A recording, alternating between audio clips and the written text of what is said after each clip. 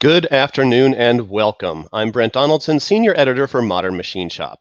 Today's webinar, brought to you by HiQA, will address a fundamental but complex question. Can geometric dimensioning and tolerance extraction really be automated? Most quality technicians have been exposed to and probably use geometric dimensioning and tolerance, or GD&T, information in their quality process. After all, GD&T has been in use for over 50 years. Today, HiQA will teach you more about GD&T and how HiQA's automation technology gives you the best chance at delivering useful information from the beginning of the process. Today's presenter is VP of Product for HiQA, Chris Mendocino. Chris has designed, sold, and serviced and supported various technologies such as CAD, CAM, DNC, OEE, IIoT, ERP, and now quality management systems in a wide variety of industries for companies both in the US and abroad. Today, Chris is highly engaged with manufacturers worldwide to bring the voice of the customer to HiQA's product development process. Please note that you can submit your questions about today's topic at any time during this presentation. Just type your question into the questions panel, and we'll get to as many as we can at the end. Also note that this webinar is being recorded, and you will receive a link to that recording via email. Before we turn it over to Chris, let's bring in Tim Hogan of HiQA to give us a quick overview. Tim, please take it away. Well, thank you very much, Brent. And thank you, everyone, for joining us today. We know your time is valuable, and we're very grateful you chose to spend some of it with us. Before we roll into the technical side of the webinar, we'd like to take just a few minutes and go over some of the highlights of HiQA and what the possible benefits might be for you and your company. Simply put, HiQA is a quality management software solution for manufacturers. We can support everything from ballooning a print and extracting GD&T, which you'll see today, to gauge management, to integrated sampling plans, to automated APQP documentation, and everything in between. But let's not get too far ahead of ourselves. Here's HiQA at a glance. We were founded in 2008 and have both distribution partners across the world and direct salespeople here in the US and Canada. We've doubled in size over the past 18 months and are still growing. Hint, hint, if you're looking for a challenge, you may want to check out the website. And of our resources we have, 25% of the employees are dedicated to supporting you after the sale. Less administration, more support, that's our priority. We currently have over 800 customers globally, from small 5-person job shops to multi-billion-dollar OEM corporations. Now, this is not meant to brag, but to show you some of our customers and reassure you we currently work in many different industries: aerospace, medical, automotive, construction, oil and gas, you name it. Now, we're here together today to talk about automating GD&T extraction from a 2D print or a 3D CAD model. But what does that represent? In a way, it represents knowing the what, but needing help with the how. So if we could take just a couple minutes and break down what that means before we get into the technical side, I think you'll get a great idea of what we mean and how we may be able to help you. So let's talk about the what. So as a manufacturer, like you are, you have standards you need to maintain, from AS 9102 to ISO 13485 to TS 16949 and many others. They're all excellent processes that let us know what we need to do in order to have and implement an adequate quality system. However, they leave it up to you, the manufacturer, as to how to implement these quality systems. And typically these systems are very disjointed, from process flow diagrams to PFMEAs to control plans to FAI reports, to gauge R&Rs, to capability studies, even process control. These are all commonly separate systems or separate documents that need to be maintained and kept track of within your quality system. And as the quality engineers with us today will attest to, this is commonly referred to as death by spreadsheet. There are so many different forms and spreadsheets and documents and lists to maintain, track, and coordinate. A lot of companies have full-time employees whose only job is to compile PPAP submission documentation. It can be so frustrating. It caused one of our good customers in Chicago, who wished to remain anonymous, to tell us, "I have reams and reams of data, but no information." This is the purpose of HiQA and the concept behind the HiQA 360 platform. HiQA 360 is a platform for quality management. At its core is the key element, the database. HiQA is a database-driven solution. Every function performed, every change made, every document modified, every approval request, every gauge in your system, all part history, all run charts, histograms, SPC data. It's all stored in the database and available real time. How? Let's briefly touch on some of the key elements. Imagine taking a print, ballooning it in one click, while at the same time extracting all the GD&T information and building a complete bill of characteristics in less than 2 minutes. Now, Chris will get into the details on this, so I won't steal his thunder. But what's important here is to realize that once we balloon the drawing or import the 3D model, that information becomes the basis for communication within your organization. You now have a common denominator to communicate. From there, you can assign gauge categories, or if you have a special designator like a key characteristic or flight safety, you're able to notate them right here. It's all captured in the inspection plan and stored in the database. You can even define certain dimensions by operation. Or even better, you can create operation plans and even modify nominals for in-process checks. For example, a roughing operation wouldn't use a print nominal because you'd want, to include allowance for additional material that would be removed later. HiQA gives you the ability to modify nominals for operations without changing the original print dimension. Talking about gauge management, some of our customers scratch their heads when they hear HiQA has a fully integrated gauge management package. And honestly, it's part of the base system. It's not an add-on or an upgrade. Why is that? Well, to answer that, let's back up to manufacturing operations for just a second. So back in manufacturing operations, let's talk about Op10. For Op10, we have 3 dimensions we need to check. These are in-process dimensions the machine operator needs to capture on the shop floor while the part is being made.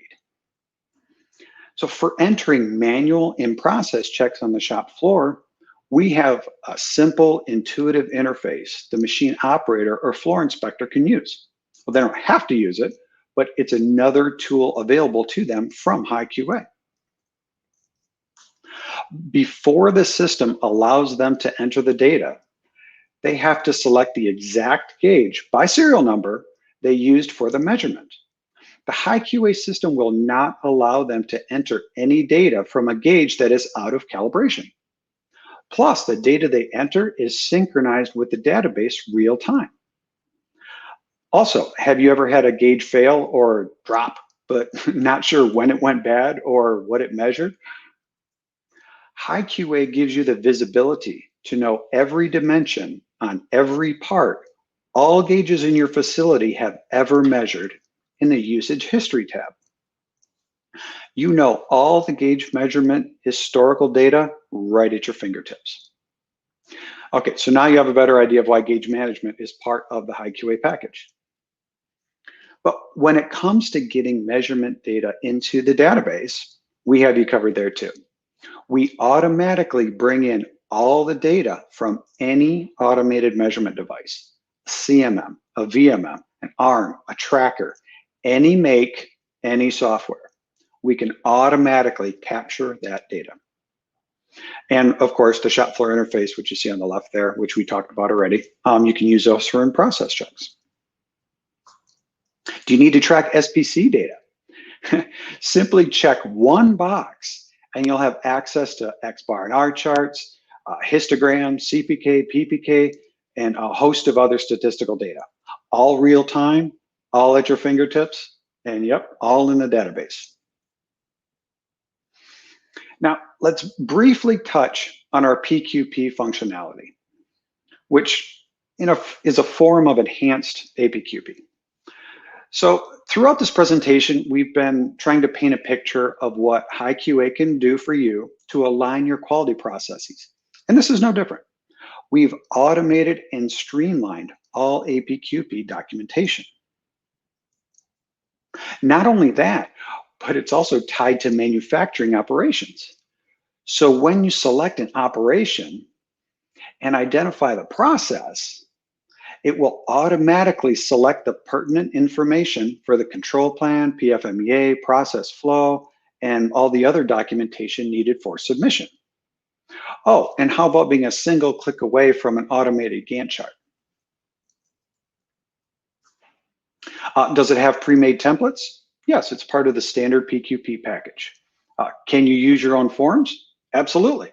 It's an extremely flexible system that allows you to use existing templates, modify those templates, import your own templates, or even create new ones.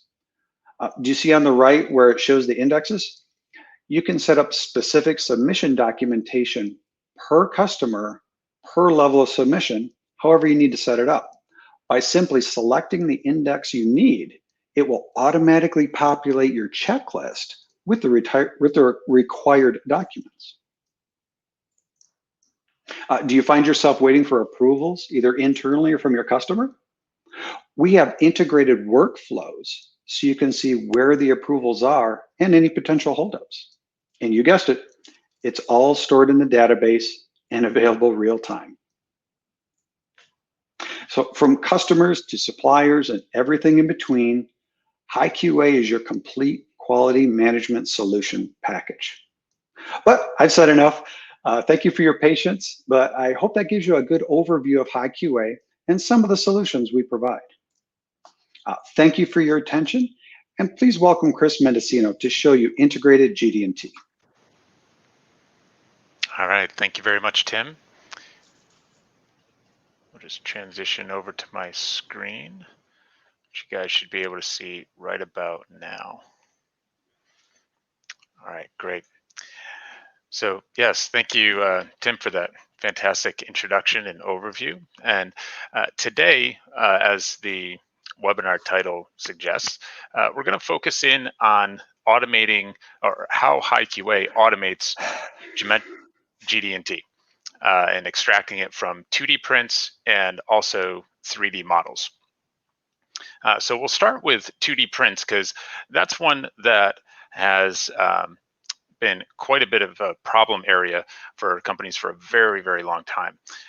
Most companies that we run into, they're still doing this either with pen and paper, or they're using Adobe to add little balloon marks next to the features on the print, right? And then they're spending hours and hours to hand type all of this into some Excel spreadsheet somewhere, right? Just as Tim had suggested in the introduction here. And so what we want to do is be able to extract all of our requirements as quickly as possible from this drawing. So what I'm looking at here, this is an interactive drawing control panel, right? So I can zoom in, zoom out, I can navigate around as I need through this drawing here. I've got a panel here. If I had multiple pages, I'd be able to see that in a grid drop down, just like so. Okay. And this is all part of the High QA database. I'm inside of a particular part record right now. So all you would do is just say new from drawing. You can go out onto your network, grab a PDF, a TIFF, a JPEG even if you wanted to. But we can grab our drawing file, bring it into the system, and we're sitting right here. So this is a new part record that I'm working with. I've assigned a particular customer. There's a part number. Here's the rev and the part name, the units that I'm working in. Okay. And any other sort of data that I want to track about this part record. We can set up our tolerance tables here like so. So I can pick from a dropdown, I can have any number of decimal tables in my system or range tables, depending on how you guys manage your own tolerances. So maybe you have tolerances from a specific drawing, or maybe different customers you have work with different tolerance standards that you can build into your system, and they're just a couple of clicks away as you bring in new parts. Okay, just an example, I'll click edit to open up this particular table. We can add new ones, clone them, and so on. And so I can just define my tolerances that are going to get applied depending on the number of decimal places. Okay, so let's talk about how this practically plays out, right? So something like this 2 inches here would be a general tolerance feature, right? So it's going to need a tolerance table to reference. Okay, so it would pull its tolerance from the table here. So it's 2 decimal places, 2 decimal places here. So it would pull a tolerance of 0.01 inches. Okay, now anything that has tolerancing explicitly defined on the drawing is going to get picked up by the OCR engine. Okay, so anything that's GD&T, obviously that's tolerancing that's built in. But let's say even for this diameter up here, where it's got a plus tolerance, which is something that happens in Europe sometimes, most typically. But even if it's got a plus minus, like a bilateral tolerance or anything like that specified on the drawing, the OCR engine is going to pick that up automatically. Okay. So just to walk you through some of the setup, right? We've defined our part properties and our tolerances, and then we're just going to balloon this. So up here at the top of my panel here, my ribbon bar, I'm just going to click auto balloon. And I'm going to just do current page for right now. Although if I had a multi-page drawing, I could just say balloon all pages. Some of our customers have more pages than others, right? So we have customers that work with single page drawings, or 10, 20 pages, or we have some customers that are 400 or 500 pages. And the system will balloon all of those pages in a single process execution. Okay, or we can select specific pages out of the process if we want to skip some and only balloon certain ones. And we have some controls here about what we want to actually capture within the auto ballooning. So maybe some of you balloon basic features, maybe some of you don't. Maybe you don't want to even capture the general tolerance features like this, right? So you can exclude basics, reference, or general tolerance dimensions, and the OCR engine will just skip right over them and only add balloons to the GD&T or whatever you choose not to block. Okay, we can do auto recognition for surface finish or flag note detection as well. Okay, and a couple of options here that I'll reference back to once we actually see how the auto ballooning functions. Okay, so for right now, I'm just going to say auto balloon the current page. It's going to run through that process, take a few seconds. Now, again, this is a PDF, so it's processing this as an image. It's going to assign the balloon and extract all the characteristics down to this table here below. So we'll let that process. And right there, so 23 seconds or so. Okay, and you'll see those 2 steps that I just cited, right? Up here in the drawing panel, we can see everything that was captured with that one process. Automatically recognized all of the dimensions on the print and accurately interprets all of them to populate our list of characteristics down here below. Okay, so I've got dim numbers for all of these. I've got a drawing zone. Now we haven't defined our grid yet, but we can do that. I'll show that in a minute. We have the type, right? So flatness, diameter, thread, true position, a highly intelligent OCR engine. Now, when I say OCR, let me back up. I don't think I defined that. OCR means optical character recognition, okay? So it's kind of a general technology term, like you can have OCR technology by Google that'll read pages like PDF documents and stuff to extract text or something, things like that. But what we've done is we've built a very tailored OCR package that recognizes GD&T on drawings as well as within 3D models. Okay, So trained over a large number of years, and this is by a long shot one of the most advanced OCR technologies in the world with regard to GD&T recognition and capture.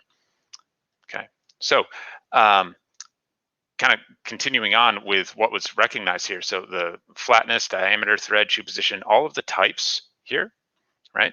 The full requirement, which we graphically represent in a digital format, right? So we're not just taking a screenshot or something and then representing it in the table. We're actually digitizing all of that content and storing it in a database. Okay. For those of you that care about such things, there is an SQL database backend to this system that can be deployed in a large variety of formats.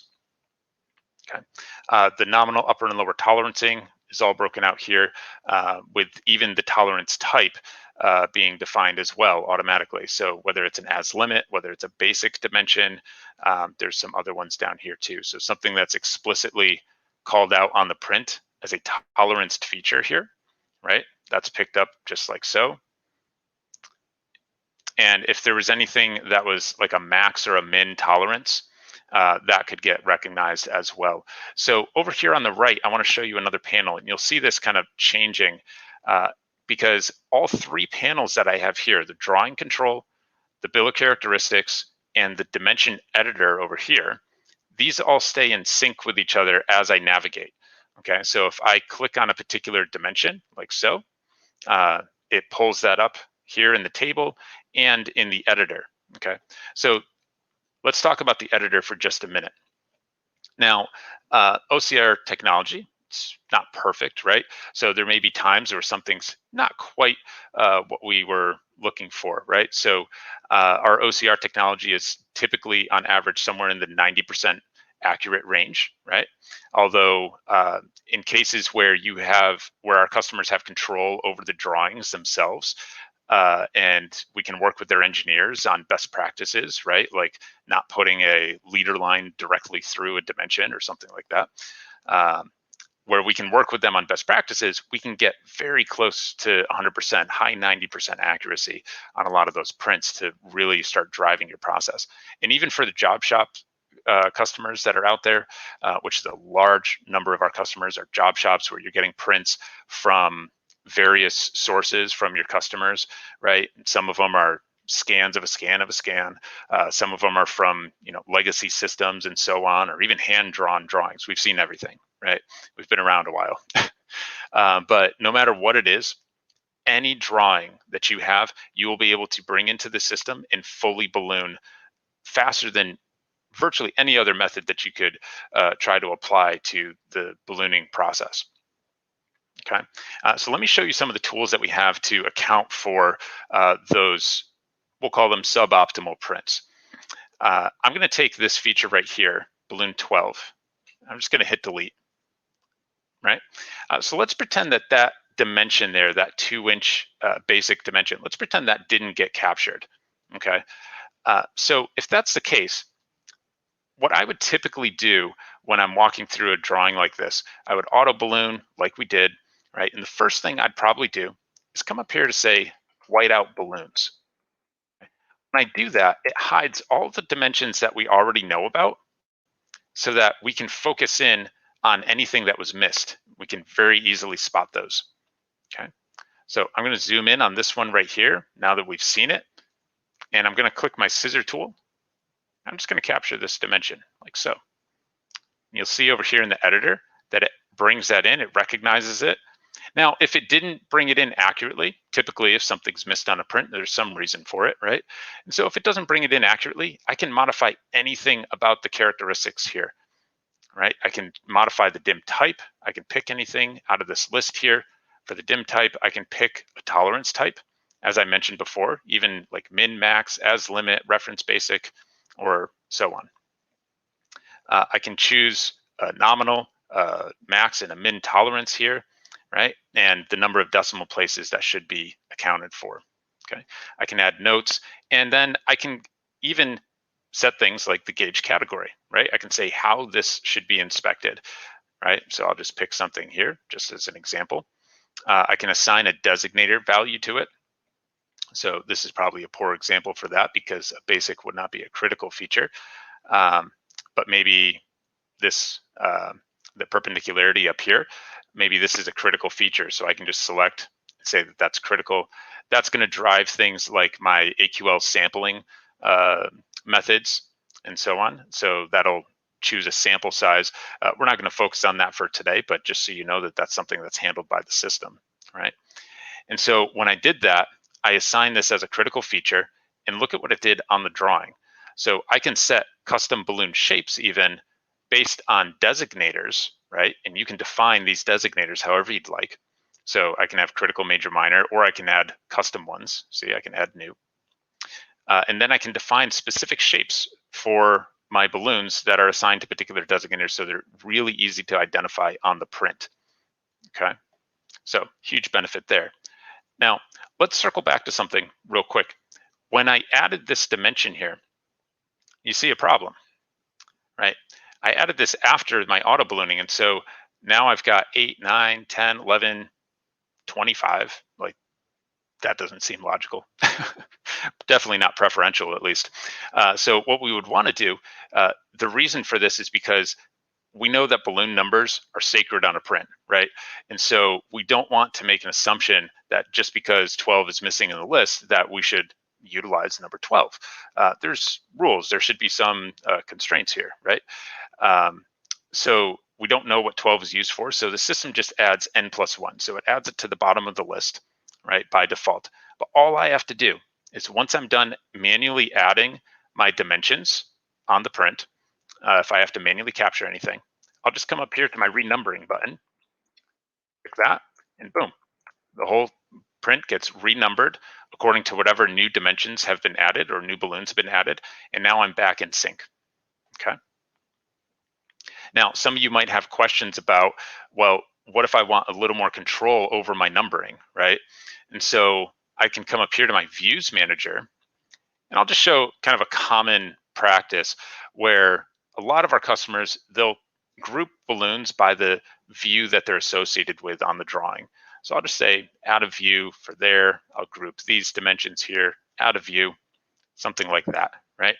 And that way, you know, we can pick different numbering patterns, but I'm just going to click renumbering up here for the sake of time, just to show you the concept. Now, this one here, it's going in a circular pattern around the view. It's going 1, 2, 3, 4, 5, 6, 7, right? And then it moves to the next view, 8, 9, 10, 11, 12. This one's going in kind of a clockwise spiral fashioned, right? So we can pick different patterns, right? We can kind of define how we want the sequencing to be organized and so on. So lots of control that we have here in the system for that. Now, let's focus in for a minute on the actual requirements here and look at something a little more complicated like balloon 18, okay? So I'm gonna take balloon 18 and let's break this down of what's happening here.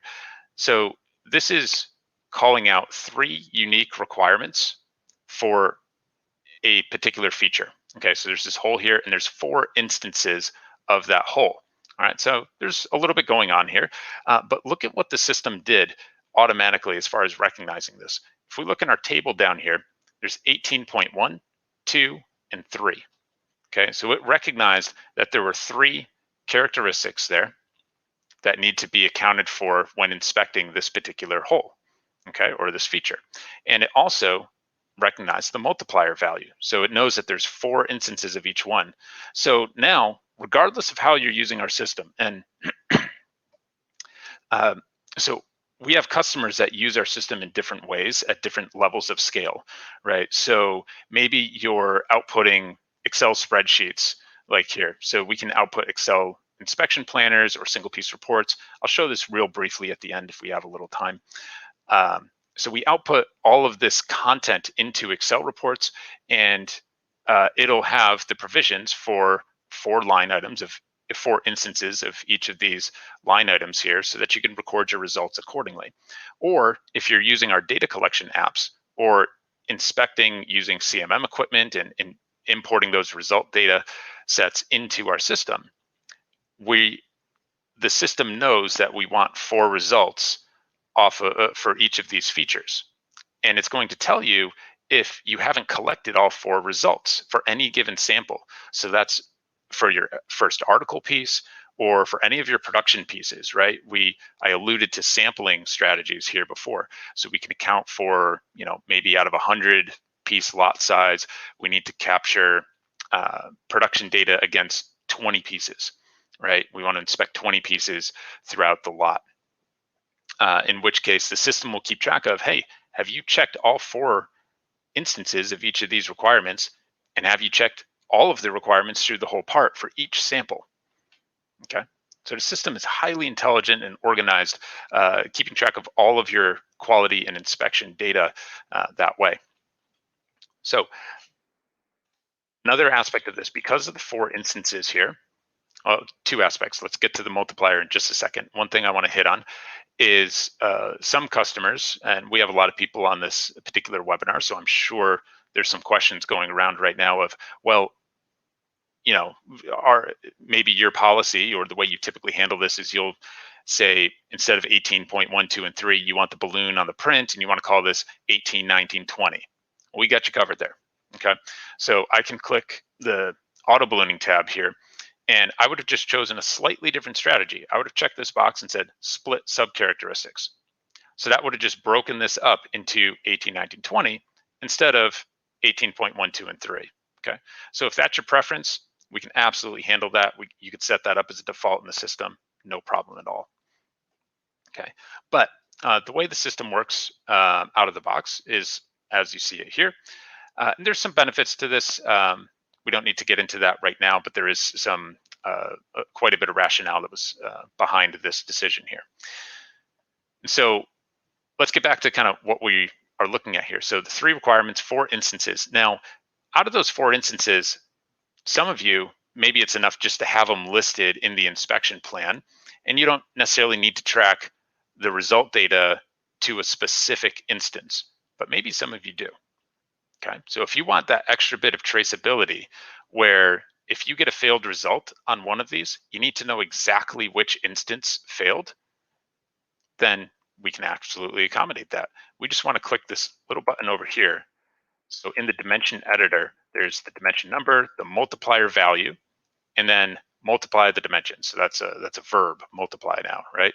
So I'll click that and watch what happened. 2 things. One, I get a unique balloon for each of those instances, just like so. All right, so I'll drag these around here like this. Fantastic. Now I know exactly which instance I'm referring to when I get result data against 18_1 or 18_2, right?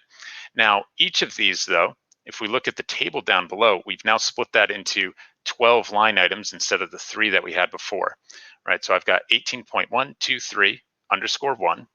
Okay, so there's my first group of 3 requirements: diameter, thread, chew position for that first instance of that hole.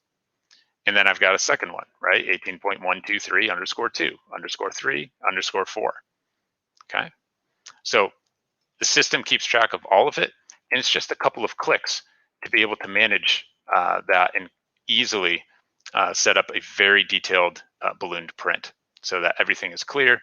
We're not having any ambiguity when we collect our inspection data. All right. So a couple other things to hit on, and then I want to move over to the 3D side of things so you understand what we're doing there. There's notes that we'll want to capture. Our auto ballooning will target dimensions on the print. That's what it looks for. But we might have some notes. So we have a special balloon note tool over here. And so let's pretend that this text here was a note that we wanted to inspect for. So I can just highlight this area and see how it brings that text in automatically, right? So the OCR is still picking this up, even if I have to manually capture something, right? So I'll capture another one here like so, and it brings that right in. Now, these notes would just be pass-fail requirements. So if you're using our apps or collecting data from spreadsheets, then this would just be a pass-fail sort of requirement. So really straightforward. Okay. So that would be capturing notes. Now, what about materials? Because a lot of you probably work with AS9102s or some format of an FAI where you have to list out the manufacturing BOM, the materials that are going into the product, there's specs and material codes, and even the special processes, right? So we can use this other tool up here, balloon material, right? So I can capture this like so. All right, now this is a material object, still using the OCR technology to start populating a materials and processes table here. So I can now expand this into a material code, a process name, spec number, and so on. I can start building this out. Now, this is all going to drive it. For any of you familiar with AS9102s, you know exactly what I'm talking about, but it's going to drive into any reports where we are listing out the materials and special processes involved in this part. And we can even track and upload the material certs. Once we collect them, that gets into a whole other area of job and lot management, right? Because it's not just about a drawing and a part record, it's about each job or order quantity for that part. And so I'll have different material certs for each order that get tracked. So whole other topic, but just know that that's something that we get into with this tool here. So now we've gone through and we've kind of fully ballooned this, right? We've got all of our balloons for the dimensions, all the notes, the characteristics down here below, right? So for the sake of time, we're not going to go into all this, but as Tim alluded to, we could break this up into manufacturing operations. We can assign gauge categories, sampling rules, designators, how we want to track things for SBC, and so on, right? We can really expand this out into comprehensive inspection plans. But just to show you kind of a last detail here before we move on to 3D, all I have to do now, I'm just going to click Create PDF.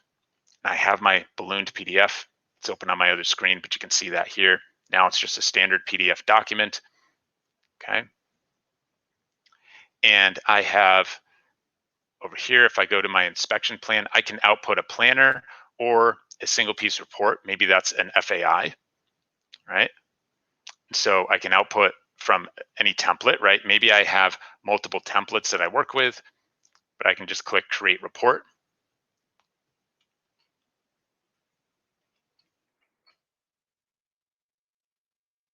And I have a report here just like this. So this would be a Form 1 as an example, a Form 2 where, see, it brought that material line item in right here, and a Form 3 with all of my GD&T and dimensioning in here.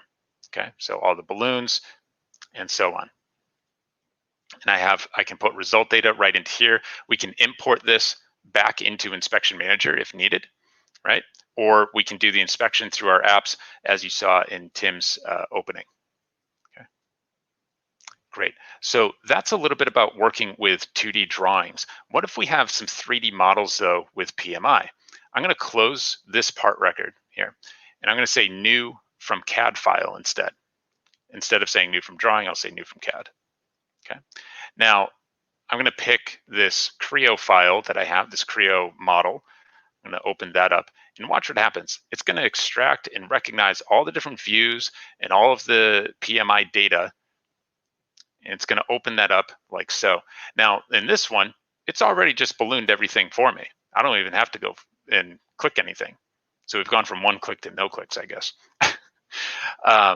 But you can see here the balloon numbers for each of the dimensions. And again, a very similar sort of layout, although we're in the 3D model tab. We're going to get over to the drawings area in a minute, but we're in this 3D model tab, but similar layout where I've got a views manager over here so I can navigate between the different views of the model, right? I've got model control here so I can zoom, I can pan, I can rotate this around. I've got a nice little utility down here if I want to kind of pivot things around. So typical CAD modeling sort of control. And then my PMI list down here. So again, we're automatically recognizing all the GD&T requirements, all the standard dimensions and tolerancing and so on in one comprehensive table. All right, so super cool. It's a huge time saver, right? Couple tricks I'm going to show you here just to kind of drive a point home about how convenient this is. So again, if your customers are giving you models with PMI in them, you probably know that they're not always ideal for inspection on a shop floor or in the QC room, right? And so they might be laid out like this isometric view here, which no inspector or machinist or operator is going to be able to make sense out of this, right? They might have a list of characteristics, but this isn't a great visual, right? So what I would want to do ideally is have views or drawing views or sheets, one for each plane where the dimensions are normal to. See, so I've got a couple of different planes here where the dimensions are normal to that plane, right? So I kind of want to break that up. Now, we've got tools to manually do that, but we can drag and drop PMI items to different views, and we can create views, we can modify views, we can do all that manually if we wanted to. But we could also just come up here and say auto PMI mapping, right? And automatically split this. So watch what happens to the views table over here and how the PMI items get broken up when I click this. It's going to take any isometric view like that where there's dimensions or PMI items normal to multiple planes, and it breaks them out into respective views. Okay, so now I've got multiple views here, and we'll take this guy and pull him around. Yeah, I know he wants to. Yeah, so we can move the balloons if needed. That one's right on top of it, so that's why it's doing that. But we can move the balloons and we can now see views where all the dimensions are normal to the plane. And now I can go to my front view. See, I can see my left view here and so on, right? So now I've got individualized views. Now I can move things around here a little bit. I can show hide the different items as needed, right? And I can update the views. So I can curate a whole bunch of content here, but let's say I do all that and I'm happy with where everything is. Let's kind of skip to the next part where I can just come up here and say 3D extract. This is what gets me into a mode where I can now start delivering this content to the shop floor in the form of inspection plans and ballooned drawings, okay? So I'm gonna click 3D extract, and that's basically gonna convert everything that I've curated here over into my drawings tab where we were before with the 2D prints, okay? So this just takes a few seconds. It's going view by view and converting each view into its own sheet, okay? Because ultimately, we need some sort of handout, essentially, some sort of guide to give the inspectors so that they can do their job. They have some visual reference as to what's going on with the part. Okay, so you see what it did here. Now we're back into the world that we were just describing and walking through at the beginning of this demo. Okay, so I'm back in the drawings tab. I've got my bill of characteristics here that was converted over from the 3D CAD data. And I've got a drawing sheet. It's very simple, right? In fact, I got several drawing sheets, one for each of the views as we discussed, right? So I can navigate like this. Now, this might be fine for you. Maybe you're okay just having one sheet and it's a view and so on, but we can take it one step further, right? I'm gonna come up here to my add drawing sheets. I'm gonna say combine drawings. So this is a tool that we built to take those 3D views, right? I'm gonna make a new sheet with, let's say the ANSI standard, and we're gonna do an ANSI B, okay? So this gives me a template with grid lines or grid zones around the outside. I've got a nice little title block area here, and I can start building a drawing from my 3D model views, right? Okay, so I can just drag and drop views. I can resize them and position them to where they need to be. Okay, and it even comes with a title on the view. So whatever the 3D CAD view title was, that's going to get brought in here automatically. We'll drag this over kind of like so. And I'm just going to do this with a couple of these. We don't have to go all the way through this and be super detailed, but you get the idea, right? I can build my drawing and lay it out the way that I need to. So this is giving a ton of power and flexibility to the quality team, regardless of what kind of source data they're starting with, right? So 3D model, 2D drawing, it doesn't really matter anymore, right? So I can come up here and say, finish my combining. All right, sure, yes. and that's going to merge all of those balloons and the views into a single sheet, just like so. Okay, I can even edit the titles if I don't like the original titles, right? And that removed the individual sheets that we had and just merged them all into one here. All right, so super powerful, a lot of flexibility here. And the same thing, I have the same flexibility to now just create my balloon PDF, output any Excel inspection planners, or use the data collection apps that Tim had referenced before. Okay. So I think we're going to stop here as far as the demo, and we're going to move into a Q&A section. All right. Thank you, Chris. And this is a reminder to our live audience that now is the time to ask any questions you might have for HiQA. That was a lot of information that you just heard. I'm sure some of you have questions. If you look on the right side of your screen to the QA section, type your question there, and we will get to them as they come. We do have a couple of questions in the queue already. First question, is it possible to see a demo on my 3D CAD model? We currently use Creo. Yeah, absolutely. That's something that we do pretty regularly as part of the evaluation process for any prospect coming to us looking to check out the system, right? You want to run it through its paces and test it on your content, your parts, your world. So they mentioned Creo files, right? This was a Creo model that we were actually working with, but virtually any native CAD models that you might have, we do have some kind of a comprehensive list that we could supply about which models native file formats are supported and so on. But yeah, that's something we do for 2D drawings and for 3D models, is provide us the content. We can demo the system on your models, your drawings. And to tear off of that and to make it easier for you, there's a form right on our website where you can sign up and request a demonstration, and then we'll reach out to contact you and set it up. Very good. All right. Next question is, how do you handle bonus tolerance on datums? Chris, you want to get that one? Yeah, handling data on bonus tolerances. So if you have like a maximum material condition or a least material condition, right, on a GD&T. So let's say like here on the print, right? So the system is going to recognize that. So let's say, I mean, this one doesn't have it on there. Oh, here, let me actually just show my screen. Since we were showing the slides, you should be able to see my screen now.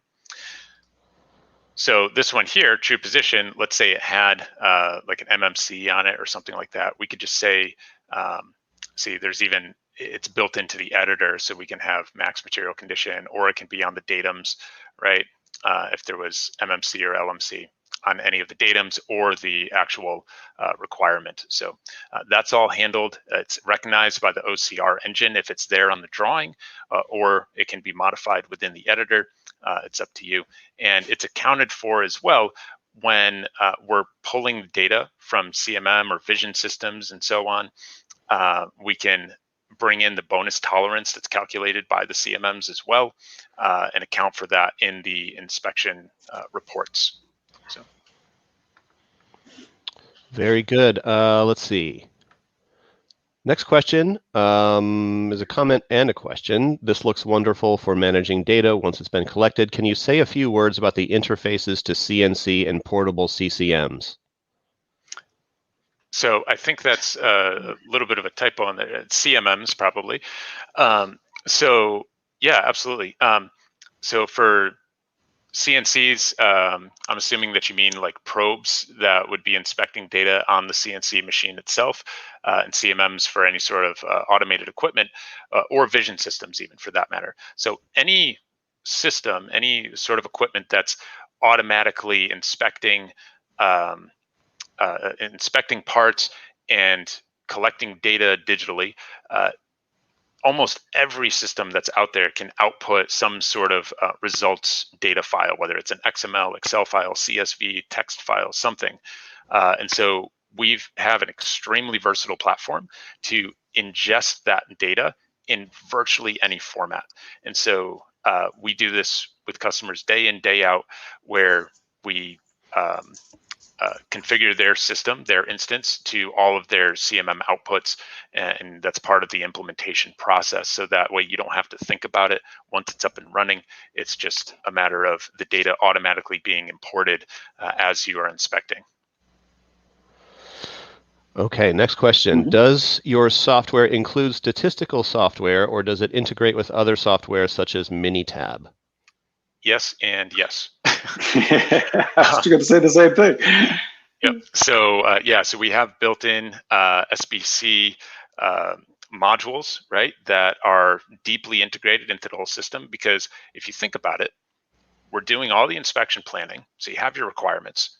You've got data collection coming from our apps, from spreadsheets, from CMM equipment, as we just discussed. All of that data is automatically flowing into one centralized database. So our SBC product, or our SBC modules, are basically just dashboards and reports stacked on top of all that data that's already there. So just by nature of using the system the way it's designed, you kind of have SBC analytics as a naturally occurring byproduct, right? So what's cool about that is there's many customers that we've brought on board over the last few years who were always scared or intimidated of SBC, and because it seemed like so much work, and a lot of SBC products are quite complicated and require a lot of setup. But because it was like within, just a very simple reach, they were able to start incorporating SBC into their standard process once they brought HiQA on board. So there's a lot of good success stories we've had with customers on that side. Very good. Next question. Can you export and save as an XDF file compatible with earlier IM versions? So this is definitely a customer. So XDF is our native file format. And so we use that as a way to exchange or back up records, right? And so I'll actually use that as a segue for another point, is that think about this system as a centralized database with like containing all of your inspection data, all of your quality planning and analytics and reporting and so on, right? And so because of that, it was only natural. It was a matter of time, and this is something that we do now, is we're extending all of this functionality down to suppliers even. So some of our customers started doing that before we had even any product offerings around this, where they were just exporting their part records. Yeah, am I still showing my screen? I think I am.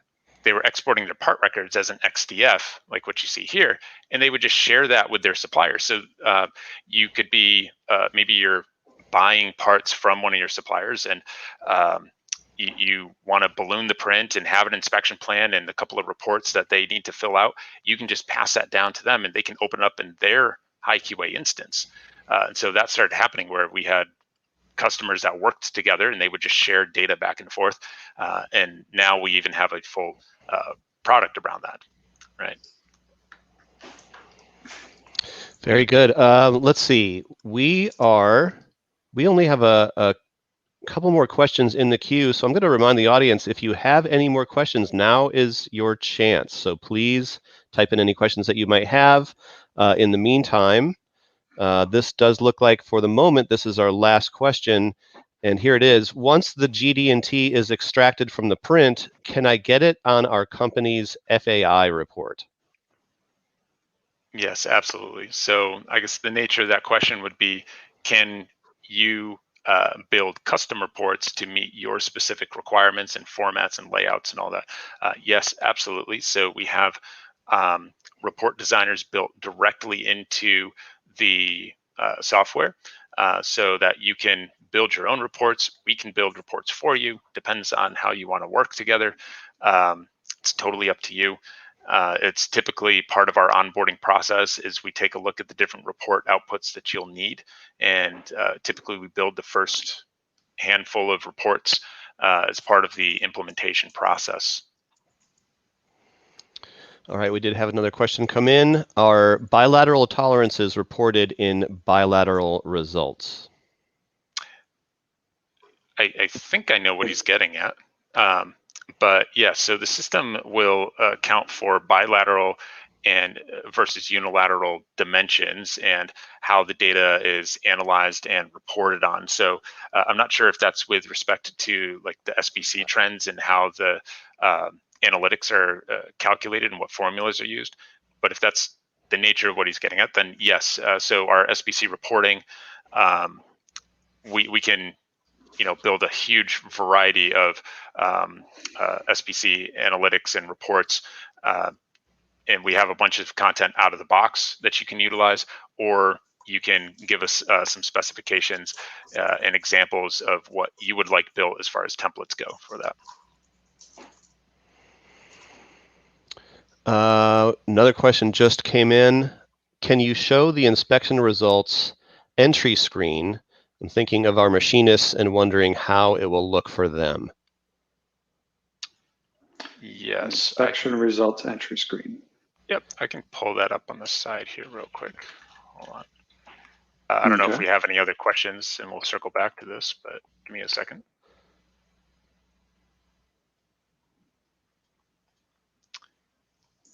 Yeah, so without going through all the navigation and such involved in our apps, I'll give you just a brief example here. I think I'm still sharing my screen, yes? Okay. Yeah, yes you are. Yeah, so this would be one example, and there's a few things going on here. So now I kind of bypass the navigation just for the sake of time, but you would search for a particular inspection plan, right? And that's by part, job, lot, and serial number or sample number. And now we're looking at an inspection plan that's for a specific operation even, right? So we didn't get into this in the demo, but Tim alluded to it in the intro that you can contextualize your inspection requirements per operation. Okay, and so I can see different plans depending on which op I'm working inside of. So I've got my dimensional requirements here. I've got my balloon drawing that pulls up, and these again are linked just like what we saw in the demo, where as I click here on the interactive drawing, see I can navigate around here as well, right, and move around. As I click, this selection over here stays in sync, and I can just record my result. I can input or specify the gauge that was used to collect that result, right? So now I've got that traceability. Tim mentioned a really good, a really high value aspect of our system in the intro, where we track the usage history automatically for every gauge. So as you're reporting your measurement data against your inspection plans and against your production samples, we'll track the gauge used, and then you can look at the gauge library, pull up a gauge record, and see every single result that was ever recorded against that gauge or by utilizing that gauge, right? So this is a hugely powerful tool. There's a few different flavors of this because we have a few different kind of workflows and methods of inspection and so on, because it depends on if you're maybe doing a production level inspection where there's one piece at a time that you're inspecting every X amount of pieces per some sampling strategy, or if you're doing a final inspection where maybe you have the lot, it's already manufactured and complete. And so you've got 100 widgets, you're going to pull 20 of them out, put them out on a bench, and you're going to check one dimension at a time across those 20 pieces. We can accommodate that as well. It would be a slightly different flow than what you see here, right? So a lot of flexibility and very powerful tools for connecting the inspection, shop floor inspections to the centralized database. Well, that was perfect. That took us right to the top of the hour. We did have a couple of people ask if this presentation is going to be available after we wrap up here, and the answer is yes. You will receive a link to that via email, so you can rewatch. There again, I mean, there was a lot of very technical information in there. A rewatch might be warranted, I'm sure. But that does it. That concludes today's presentation. I encourage you to check out HiQA's website to learn more. If you have questions that we didn't get to, you can email them at the addresses that you see on your screen. In the meantime, I want to thank Chris, Tim, and HiQA for making this webinar possible. And thanks to everyone for listening in. You should receive an email with that link to the recording soon. Thank you for your time and enjoy the rest of your day.